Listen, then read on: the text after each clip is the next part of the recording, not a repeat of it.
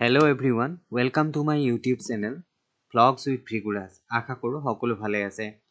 আগন্তুক অসম চৰকাৰৰ দ্বাৰা অনুষ্ঠিত হ'বলগীয়া বিভিন্ন ধৰণৰ প্ৰতিযোগিতামূলক পৰীক্ষা আৰু চৰকাৰী চাকৰিৰ পৰীক্ষাসমূহৰ আপোনালোকৰ সুবিধা হোৱাকৈ অসমীয়া সাহিত্য সম্পৰ্কীয় গুৰুত্বপূৰ্ণ তথ্য কিছুমান আপোনালোকৰ বাবে লৈ আহিছোঁ। আৰু আজিৰ ভিডিঅ'টো হৈছে পাৰ্ট নম্বৰ 6। ইতিমধ্যে আমি অসমীয়া সাহিত্যৰ 5টা পাৰ্ট শেষ কৰিছোঁ। যদি আগৰ ভিডিঅ'কেইটা চোৱা নাই তেনেহ'লে চেনেলৰ লিংকত গৈ সেই ভিডিঅ'কেইটাও চাই ল'ব। বলক তেন্তে আজিৰ ভিডিঅ'টো আমি আৰম্ভ কৰোঁ।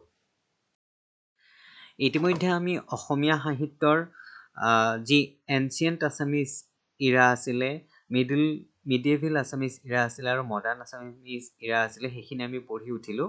লগতে যিখিনি মিছনাৰী যুগ আছিলে, তাৰপিছতে গুণাভিৰাম হেমচন্দ্ৰ বৰুৱাৰ যুগ আছিলে, সেইখিনিও আমি পঢ়িলোঁ। আৰু এতিয়া আমি কিছুমান গুৰুত্বপূৰ্ণ এৱাৰ্ডছ বিষয়ে পঢ়োঁ আৰু সেই এৱাৰ্ড উইনাৰখিনিৰ বিষয়ে আমি পঢ়িম।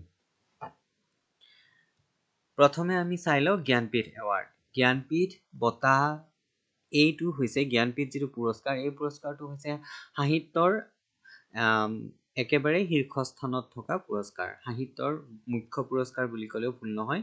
এইটো হৈছে জ্ঞানপীঠ এৱাৰ্ড। আৰু জ্ঞানপীঠ বঁটা প্ৰাপ্ত অসমীয়া যিসকলে অসমীয়া ভাষাটিক আৰু অসমীয়া সাহিত্যক গৌৰৱ প্ৰদান কৰিছে, গৌৰৱৰ মাত্ৰা প্ৰদান কৰিছে আৰু যাক লৈ আমি গৌৰৱান্বিত হৈ থাকিব পাৰোঁ, তেওঁলোক তিনিগৰাকী ব্যক্তিয়ে এতিয়ালৈকে অসমীয়া সাহিত্যৰ জ্ঞানপীঠ বঁটা লাভ কৰিবলৈ সক্ষম হৈছে। আৰু তেওঁলোক আছিলে বীৰেন্দ্ৰ কুমাৰ ভট্টাচাৰ্য, তাৰপিছতে মামণি ৰয়ছম গোস্বামী আৰু তাৰপিছত নীলমণি ফুকন। আমি তেওঁলোকৰ বিষয়ে কিছু কথা জানো। আহক, প্ৰথমগৰাকী অসমীয়া যিয়ে জ্ঞানপীঠ বঁটা লাভ কৰিছিল তেওঁ হৈছে বীৰেন্দ্ৰ কুমাৰ ভট্টাচাৰ্য। তেখেতে লাভ কৰিছিল 1979ত আৰু যিখন গ্ৰন্থৰ বাবে লাভ কৰিছিল সেইখনৰ নাম আছিল মৃত্যুঞ্জয়। আৰু এইখিনিতে মৃত্যুঞ্জয় সম্পৰ্কীয় কুৱেশ্যন এটা চৰকাৰী চাকৰি পৰীক্ষা এটাত আহিছিলে। সেইটো আহিছিলে যে এই কিতাপখন কোনটো ইভেণ্টক লৈ লিখা আছিলে। মৃত্যুঞ্জয় গ্ৰন্থখন কুইট ইণ্ডিয়া মুভমেণ্টৰ 1942 চনৰ যি কুইট ইণ্ডিয়া মুভমেণ্ট আছিলে, ভাৰত ত্যাগ আন্দোলন, সেই ভাৰত ত্যাগ আন্দোলন নগাঁৱৰ পটভূমিত লিখা গ্ৰন্থ আছিলে। মনত ৰাখিব, প্ৰথমখন অসমীয়া গ্ৰন্থ যিয়ে জ্ঞানপীঠ বঁটা আজুৰি আনিছিল সেইখন হৈছে মৃত্যুঞ্জয়, লিখিছিল বীৰেন্দ্ৰ কুমাৰ ভট্টাচাৰ্য 1979 আৰু কুইট ইণ্ডিয়া মুভমেণ্টৰ ওপৰত। তেখেতে আৰু লাভ কৰিছিলে সাহিত্য একাডেমী এৱাৰ্ড। সেইখন গ্ৰন্থখন আছিলে ইয়াৰো ইংগম আৰু 1961তেই লাভ কৰিছিল। আৰু এইখন হৈছে প্ৰথমখন নবেল যিয়ে সাহিত্য একাডেমী বঁটা লাভ কৰিছিল। আৰু এই নবেলখন নাগা ট্ৰাইবসকলৰ জীৱনৰ ওপৰত ভিত্তি কৰি লিখা হৈছিল। তেখেতৰ অন্যান্য কিছুমান গ্ৰন্থ হৈছে আই, প্ৰতিপদ, ৰঙামেঘ, ডাইনী, ৰাজপথে ৰিঙিয়াই। এই ৰাজপথে ৰিঙিয়াইখন বহু চৰ্চিত আছিলে। এইখনৰ ওপৰতো কুৱেশ্যন হয়তো আহিব পাৰে, মনত ৰাখিব। কোনে লিখিছিল? বীৰেন্দ্ৰ কুমাৰ ভট্টাচাৰ্যদেৱে। Love in the time of insurgency, এইকেইখন হৈছে তেখেতৰ উল্লেখযোগ্য গ্ৰন্থ। আৰু লগতে তেওঁ ৰামধেনু যিখন জাৰ্নেল আছিলে তাৰো এডিটৰ আছিলে। খুব ভালকৈ মনত ৰাখিব, জ্ঞানপীঠ বঁটা বিজয়ী প্ৰথমগৰাকী অসমীয়া হৈছে বীৰেন্দ্ৰ কুমাৰ ভট্টাচাৰ্য আৰু তেখেতৰ এইখিনি হৈছে সাহিত্যিক কৰ্মৰাজি। এইখিনি ভালকৈ মনত ৰাখিব। দ্বিতীয়গৰাকী জ্ঞানপীঠ বঁটা বিজয়ী হৈছিলে মামণি ৰয়ছম গোস্বামী। আৰু তেখেতে in 2000 for writing about subalterns and marginalised. তেখেতে মানে কি কৰিছিলে, যিখিনি আমাৰ সমাজৰ ডিছক্ৰিমিনেটেড পিপল থাকে বা শোষিত শ্ৰেণী থাকে, তেওঁলোকৰ ওপৰত তেওঁ লিখা মেলা কৰিছিলে বিশেষকৈ। আৰু সেইকাৰণে এই লিখনিবিলাকৰ ওপৰত ভিত্তি কৰিয়ে তেখেতক জ্ঞানপীঠ এৱাৰ্ড দিয়া হৈছিল। ডিছক্ৰিমিনেশ্যন ইন দ্য ছ'চাইটি আৰু বিশেষকৈ দঁতাল হাতীৰ উঁয়ে খোৱা হাওদা। আৰু এই যিখন নবেল আছিল, গ্ৰন্থ আছিলে, এই গ্ৰন্থখন story of a young high class widow আৰু চাইল্ড মেৰেজৰ কথা ইয়াত উল্লেখ আছিলে। মানে নাৰীগৰাকী তেওঁ সৰুতেই বিয়া হয় আৰু বিয়া হোৱাৰ পিছত তেওঁ স্বামী মৃত্যু হয় আৰু স্বামীৰ মৃত্যুৰ পিছত তেখেতে বিভিন্ন ধৰণৰ আতিশয্যা লাভ কৰিবলগীয়া হৈছিল তেখেতৰ শহুৰৰ ঘৰৰ ফালৰ পৰা বা সমাজৰ ফালৰ পৰা। তেনেকুৱা এটা কাহিনীকে ইয়াত বৰ্ণনা কৰা হৈছে যিখন দঁতাল হাতীৰ উঁয়ে খোৱা হাওদা সেইখনত। আৰু সেই গ্ৰন্থখনৰ বাবে আৰু তেখেতে যি শোষিত শ্ৰেণীৰ পীড়িত শ্ৰেণীৰ লৈ যিবিলাক লিখনি লিখিছিল সেইবিলাকৰ কাৰণে 2000 চনত জ্ঞানপীঠ বঁটা প্ৰদান কৰা হৈছিল তেখেতৰ যিখন অটোবায়োগ্ৰাফি আছিলে সেইখন আছিলে আধা লিখা দস্তাবেজ এখনো মনত ৰাখিব এখনৰ ওপৰতো কুৱেশ্যন আহে তাৰপিছতে সাহিত্য একাডেমী লাভ কৰিছিল তেখেতে মামৰে ধৰা তৰোৱাল নামৰ গ্ৰন্থখনৰ বাবে 1982 এইটোও মনত ৰাখিব মামণি ৰয়ছম গোস্বামীয়ে 1982ত মামৰে ধৰা তৰোৱাল নামৰ গ্ৰন্থখনিৰ বাবে সাহিত্য একাডেমী বঁটা লাভ কৰিছিল তাৰপিছত তেখেতৰ বহুতো গ্ৰন্থ আছে তাৰ ভিতৰত উল্লেখযোগ্য গ্ৰন্থ যিখিনি আমি মনত ৰাখিব লাগে সেইখিনি মই লিখি দিছোঁ ইয়াতে চেনাবৰ স্ৰোত নীলকণ্ঠী ব্ৰজ অহিৰণ মামৰে ধৰা তৰোৱাল আৰু দুখন উপন্যাস সংস্কাৰ তাৰপিছত উদয় ভানুৰ চৰিত্ৰ এইটো এটা চৰিত্ৰ বিশ্লেষণ কৰি পেলাই তেখেতে লিখিছিলে উদয় ভানুৰ চৰিত্ৰ ঈশ্বৰী জখমী যাত্ৰী ইত্যাদি তেজ আৰু তুলিৰে ধুখৰিত পৃষ্ঠা এখন চৰ্চিত গ্ৰন্থ আছিল তেখেতৰ তাৰপিছত দাসৰথীৰ খোজ তাৰপিছত চিন্নমস্তাৰ মানুহটো এইটো আহে পৰীক্ষাত তাৰপিছত ঠেংফাখৰি তেহচিলদাৰৰ তামৰ তৰোৱাল অৰ্থাৎ মামৰে ধৰা তৰোৱাল টাইপেই আৰু এখন তৰোৱালক লৈ পেলাই লিখা আছিলে সেইখনো ৰাখিব কোনে লিখিছিলে এই দুইখন গ্ৰন্থ বুলি সুধিব পাৰে তো অবভিয়াছলি আনচাৰ হ'ব মামণি ৰয়ছম গোস্বামী এইখিনি তেখেতৰ উল্লেখযোগ্য গ্ৰন্থ সাহিত্য কৰ্মৰাজি যিখিনি আমি মনত ৰাখিবলগীয়া আপোনালোকে ভালকৈ মনত ৰাখিব তৃতীয়গৰাকী জ্ঞানপীঠ বঁটা বিজয়ী অসমীয়া হৈছে নীলমণি ফুকনদেৱ আৰু in 2020 for his lifetime contribution to Assamese literature অসমীয়া সাহিত্যৰ জীৱনজোৰা সাধনাৰ বাবে তেখেতক এই বঁটাটি প্ৰদান কৰা হৈছিল আৰু যেতিয়া 2000 চনত মামণি ৰয়ছম গোস্বামীয়ে এই জ্ঞানপীঠ বঁটা লাভ কৰিছিল তেতিয়াই তেখেতে কৈছিলে যে নেক্সট যিটো সাহিত্য একাডেমী বঁটা অসমলৈ আহিব সেইটো কবিতাতে আহিব বুলি কৈছিল আৰু সেই তেওঁৰ সেই যি ভৱিষ্যতবাণী কৰিছিল সেইটো সঁচা প্ৰমাণিত হৈ 2020 চনত কবি নীলমণি ফুকনে এই বঁটাটি আজুৰি আনিবলৈ সক্ষম হৈছিল আৰু তেখেতে সাহিত্য একাডেমী বঁটা লাভ কৰিছিল 1981ত ফৰ হিজ বুক কবিতা নামৰ গ্ৰন্থখনিৰ বাবে 1981 চনত তেখেতে কি লাভ কৰিছিল সাহিত্য একাডেমী বঁটাও লাভ কৰিছিল সূৰ্য হেনো নামি আহে এই নদীয়েদি গোলাপী জামুৰ লগ্ন তেখেতক গোলাপী জামুৰ কবি বুলি কোৱা হয় এই কিতাপখন যে লিখিছিল গোলাপী জামুৰ লগ্ন বুলি তাৰ কাৰণে তাৰপিছত মানস প্ৰতিমা ফুলি থকা সুৰুজমুখী ফুলটোৰ ফালে এইকেইখন হৈছে তেখেতৰ উল্লেখযোগ্য গ্ৰন্থ সূৰ্য হেনো নামি আহে এই নদীয়েদি এইখনৰ ওপৰত আগতেও প্ৰশ্ন অহা দেখা গৈছে এইখিনি ভালকৈ মনত ৰাখিব এইখিনি হৈছে কবি নীলমণি ফুকনৰ সাহিত্য কৰ্মৰাজি আৰু তেখেতে পোৱা এৱাৰ্ড আৰু তেখেতক গোলাপী জামুৰ কবি বুলি কোৱা হয় অলৰেডি মই মেনশ্যন কৰিছোৱেই নেক্সট জ্ঞানপীঠ এৱাৰ্ডৰ বিষয়ে জানি লওঁ এতিয়া জ্ঞানপীঠ এৱাৰ্ড ইজ গিভেন বাই ভাৰতীয় জ্ঞানপীঠ নামৰ এটা সংস্থা আছে সেইটোৱে প্ৰদান কৰে এই বঁটাটি আৰু ইয়াত a research and cultural institute founded in 1944 চনতে গঠিত হৈছিলে এই সংস্থাটো আৰু বা অনুষ্ঠানটো আৰু এই অনুষ্ঠানটোৱে জ্ঞানপীঠ বঁটা প্ৰদান কৰে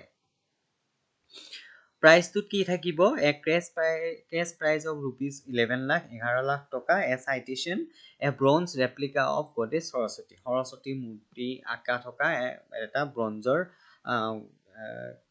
মমেণ্টো টাইপৰ এটা থাকিব চাইটেশ্যন এখন থাকিব আৰু লগতে 11 লাখ প্ৰাইজ মানি দিয়া হ'ব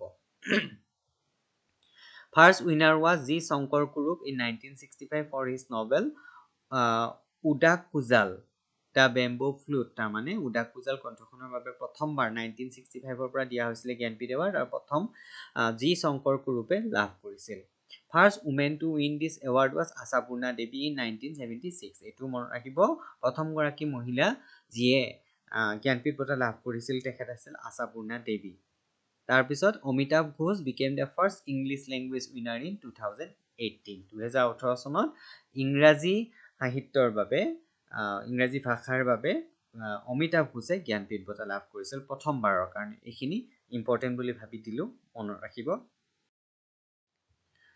আজিকালি এনেকুৱা কুৱেশ্যন অহা দেখা যায় সাহিত্য একাডেমি এৱাৰ্ডৰ ওপৰত এৱাৰ্ডি কোন নুসুধি পেলাই এইটো বছৰত কোনে পাইছে নুসুধি সোধে যে এই প্ৰাইজটোৰ লগত তলৰ কোনটো ষ্টেটমেণ্ট ভুল হয় মানে ইয়াতে যে দিয়ে কেছ প্ৰাইজটো কেতিয়াবা যদি 5 লাখ থাকে সেইটো 4 লাখ মান দি দিয়ে তে ভুল কোনটো সোধে তেনেকুৱা ধৰণে কুৱেশ্যনবোৰ আজিকালি সোধে ষ্টেটমেণ্ট বেছত সেইকাৰণে মই ইয়াতে মূল পইণ্টছবোৰ আপোনালোকক দিবলৈ যত্ন কৰিছোঁ যিমান পাৰে সিমান ভালকে পঢ়ি ল'ব সাহিত্য একাডেমি এৱাৰ্ড গিভেন সিন্স 1955 1955 চনৰ পৰা অৰ্পণ কৰা হৈছে দিয়া হৈছে আৰু 1955ত প্ৰথমবাৰৰ কাৰণে যতীন্দ্ৰনাথ দুৱৰাদেৱে বনফুল কবিতা পুথিখনৰ বাবে পাইছিল ইন 1960 দ্বিতীয়বাৰ বেণুধৰ শৰ্মাই পাইছিলে কিহৰ বাবে পাইছিল তেখেতে কংগ্ৰেছৰ কাচিয়লি ৰোডত বুলি এখন গ্ৰন্থৰ বাবে 1961ত পাইছিলে বীৰেন্দ্ৰ কুমাৰ ভট্টাচাৰ্যই ইয়াৰো ইনকমৰ বাবে 2023 চনত ডক্টৰ প্ৰণৱজ্যোতি ডেকাই তেখেতৰ ডক্টৰ প্ৰণৱজ্যোতি ডেকাৰ ষষ্ঠ গল্প নামৰ যিখন গল্প সংকলন আছিলে সেইখনৰ বাবে পাইছিলে 2023 চনত যুৱা সাহিত্য একাডেমি এৱাৰ্ড পাইছিল জিন্তু গীতাৰ্থই 2023 চনৰ শিশু সাহিত্য একাডেমি বঁটা লাভ কৰিছিল ৰথীন্দ্ৰনাথ গোস্বামী আৰু প্ৰতিমা নন্দী নাৰ্জাৰী এওঁলোকে গতিকে এইখিনিও ভালকে মনত ৰাখিব আমি প্ৰথম দ্বিতীয় জনাৰ লগতে ৰিসেন্টখিনিও জানিব লাগিব এই ৰিসেন্ট কোনে লাভ কৰিছে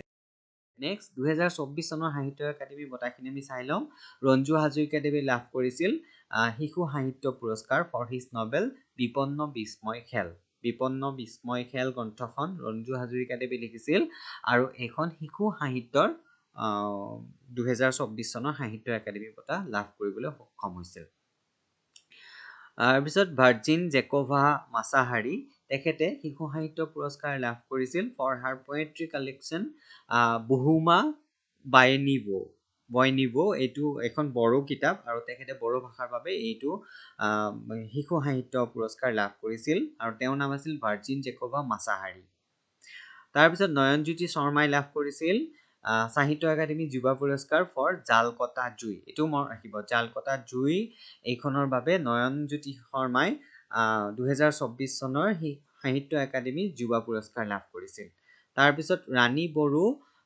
তেখেতে সাহিত্য একাডেমি যুৱা পুৰস্কাৰ লাভ কৰিছিল ফৰ চাইক্লুম এইখনো বড়ো কিতাপ হয় এইখিনি মনত ৰাখিব লাগিব এতিয়া সাহিত্য একাডেমি এৱাৰ্ডটোৰ ওপৰত আমি কেইটামান কথা জানি লওঁ is an annual literary honour given by India's National Academy of Letters to writers for their outstanding books তেওঁলোকৰ উল্লেখযোগ্য গ্ৰন্থসমূহৰ বাবে লেখকসকলক এই বঁটাটি দিয়া হয় আৰু বঁটাটি প্ৰদান কৰে India's National Academy of Letters এইটো কুৱেশ্যনো মনত ৰাখিব লাগে আচলতে আমি কোনে প্ৰদান কৰে সেইটোও এটা কুৱেশ্যন হ'ব পাৰে তাৰপিছত পাৰপাছ কিহৰ বাবে দিয়া হয় the award recognises and promotes excellence in writing and new trends in Indian literature আমাৰ ভাৰতীয় যি সাহিত্য আছে সাহিত্যৰ ক্ষেত্ৰত আগবঢ়োৱা যি লিখনিবিলাক আছে সেইবিলাকৰ ওপৰত ভিত্তি কৰি এই বঁটাটি প্ৰদান কৰা হয় যাতে সেইবোৰ আৰু ভাল কৰিব পাৰে আৰু আগুৱাই নিব পাৰে লেংগুৱেজেছ টোটেল 24 ইণ্ডিয়ান লেংগুৱেজত দিয়া হয় ইনক্লুডিং উৰ্দু সংস্কৃত এণ্ড বড়ো এইকেইটা ভাষাকে ধৰি 24টা ভাৰতীয় ভাষাৰ ওপৰত এই সাহিত্য একাডেমি বঁটা প্ৰদান কৰা হয় হিষ্ট্ৰী ফাৰ্ষ্ট গিভেন ইন 1955 প্ৰথমবাৰ 1955 চনত দিয়া হৈছিল এইটো অলৰেডি কৈছোৱেই প্ৰাইচ ইনক্লুড ইয়াতে কি থাকে এখন স্থল থাকে এণ্ড এংগ্ৰেভ কপাৰ প্লেট থাকিব কেছ প্ৰাইচ ₹1 লাখ টকা selection procedure the award is selected for works publish in the last 12 months এইটো এটা কুৱেশ্যন হ'ব পাৰে লাষ্ট 10 মান্থ বুলি দিব পাৰে বা লাষ্ট 2 ইয়াৰ্ছ 1 ইয়াৰ এনেকৈ দিব পাৰে তো 1 ইয়াৰ হ'ব বা 12 মান্থ লাষ্ট 12 মান্থৰ ওপৰত তেখেতৰ যি কৰ্মৰাজি আছিলে সেইখিনি সিলেক্টেড ৱৰ্কছখিনিৰ ওপৰত ভিত্তি কৰি লৈ পেলাই এই বঁটাটি প্ৰদান কৰা হ'ব এইখিনি হৈছে সাহিত্য একাডেমিৰ ওপৰত জানিবলগীয়া তথ্য আপোনালোকে যিমান পাৰে সিমান ভালকে লিখি ৰাখিব বা মনত ৰাখিব এতিয়া আমি চাই লওঁ কিছুমান নিকনেম আমি কাক কি বুলি জানো প্ৰথমে অম্বিকাগিৰি ৰায়চৌধুৰী আমি জানোৱেই তেখেতক অসম কেশৰী বুলি কোৱা হয় আনন্দ চন্দ্ৰ আগৰৱালা ভাঙনি কোঁৱৰ বুলি কয় তেখেতক আনন্দ চন্দ্ৰ বৰুৱা বকুল বনৰ কবি এইকেইটাত ভুল নকৰিবা আগৰৱালাজন